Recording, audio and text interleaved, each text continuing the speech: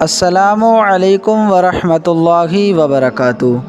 پیارے دوستو، آج ہم قرآن مجید کی بہت ہی بابرکت صورت یعنی سورہ فتح کے بارے میں جانیں گے کہ سورہ فتح پڑھنے کے کیا کیا فائدے ہیں۔ ویسے تو قرآن شریف کی ہر صورت، ہر آیت، ہر لفظ بابرکت ہے، لیکن ان میں سے کچھ صورتیں ایسی ہیں جو اپنے اندر خاص فضیلتیں رکھتی ہیں۔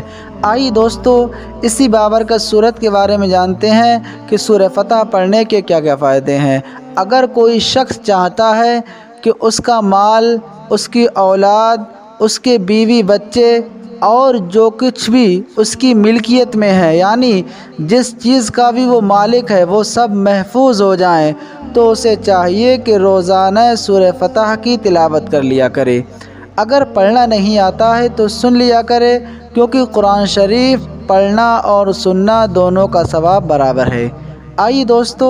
اسی بابرکت صورت کو سن لیتے ہیں۔ اس سے پہلے آپ ہمارے چینل پر نئے ہیں تو لازمی سبسکرائب کر لیجئے گا اور صورت کو لازمی پورا سن کر جائیے گا۔ اعوذ باللہ من الشیطان الرجیم، بسم اللہ الرحمن الرحیم۔ إنا فتحنا لك فتحا مبينا ليغفر لك الله ما تقدم من ذنبك وما تأخر ويتم نعمته عليك ويهديك صراطا مستقيما وينصرك الله نصرا عزيزا هو الذي أنزل السكينة في قلوب المؤمنين ليزدادوا إيمانا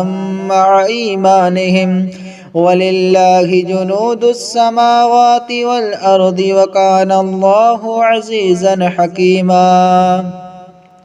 ليدخل المؤمنين والمؤمنات جنات تجري من تحتها الأنهار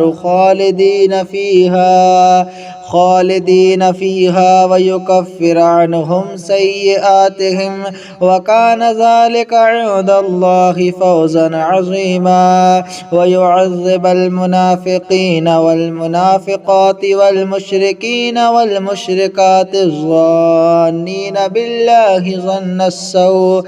عليهم دائرة السوء وغضب الله عليهم ولعنهم وعد لهم جهنم وساءت مصيرا ولله جنود السماوات والأرض وكان الله عزيزا حكيما إنا أرسلناك شاهدا ومبشرا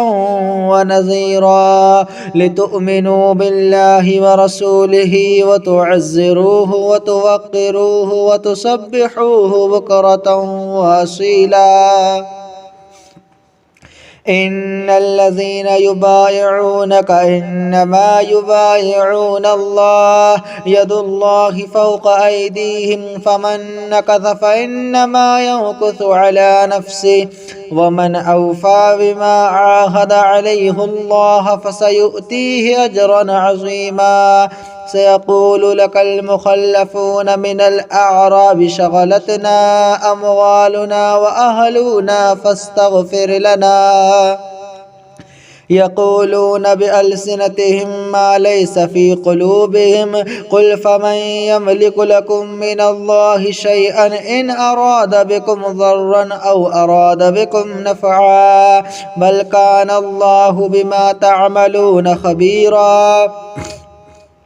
بل ظننتم أن لن ينقلب الرسول والمؤمنون إلى أهليهم أبدا وزين ذلك في قلوبكم وظننتم ظن السوء وكنتم قوما بورا ومن لم يؤمن بالله ورسوله فإنا أعتدنا للكافرين سعيرا ولله ملك السماوات والأرض يغفر لمن يشاء ويعذب من يشاء وكان الله غفورا رحيما سيقول المخلفون إذا انطلقتم إلى مغانم لتأخذوها ذرونا نتبعكم يريدون أن يبدلوا كلام الله قل لو تتبعونا كذلكم قال الله من قبل فسيقولون بل تحسدوننا بل كانوا لا يفقهون إلا قليلا قل للمخلفين من الأعراب ستدعون إلى قوم أولي بأس شديد تقاتلونهم أو يسلمون فإن تطيعوا يؤتكم الله أجرا حسنا وإن تتولوا كما توليتم من قبل يعذبكم عذابا أليما ليس على الأعمى حرج ولا على الأعرج حرج ولا على المريض حرج ومن يطع الله ورسوله يدخله جنات تجري من تحتها الأنهار ومن يتولى يعذبه عذابا أليما لقد رضي الله عن المؤمنين إذ يبايعونك تحت الشجرة فعلم ما في قلوبهم فأنزل السكينة عليهم وأثابهم فتحا قريبا ومغانم كثيرة يأخذونها وكان الله عزيزا حكيما وعدكم الله مغانم كثيرة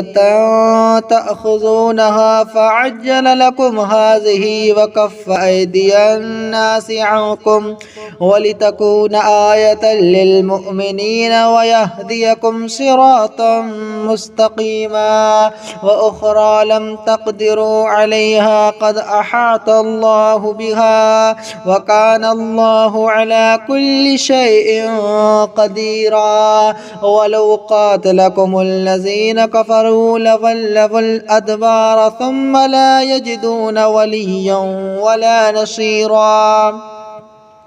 سنة الله التي قد خلت من قبل ولن تجد لسنة الله تبديلا وهو الذي كف أيديهم عنكم وأيديكم عنهم ببطن مكة من بعد أن أظفركم عليهم وكان الله بما تعملون بصيرا هم الذين كفروا وصدوكم عن المسجد الحرام والهدي معكوفا أن يبلغ محله ولولا رجال مؤمنون ونساء مؤمنات لم تعلموهم أو تطؤوهم فتصيبكم منهم معرة بغير علم ليدخل الله في رحمته من يشاء لو تزيلوا لعذبنا الذين كفروا منهم عذابا أليما إذ جعل الذين كفروا في قلوبهم الحمية حمية الجاهلية فأنزل الله سكينته على رسوله وعلى المؤمنين وألزمهم كلمة التقوى وكانوا أحق بها وأهلها وكان الله بكل شيء عليما لقد صدق الله رسوله الرؤيا بالحق لتدخلن المسجد الحرام إن شاء الله آمنين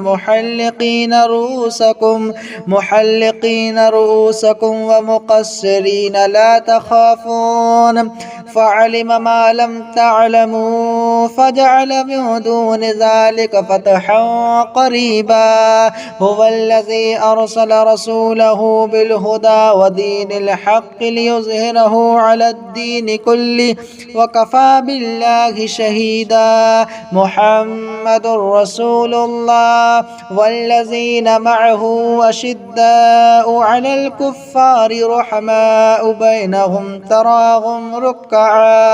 تراهم ركعا سجدا يبتغون فضلا من الله ورضوانا سيماهم في وجوههم من أثر السجود ذلك مثلهم في التوراة ومثلهم في الإنجيل كزرع أخرج شطأه فآزره فاستغلظ فاستوى على سوقه يعجب الزراع ليغيظ بهم الكفار. وعد الله الذين آمنوا وعملوا الصالحات منهم مغفرة وأجرا عظيما.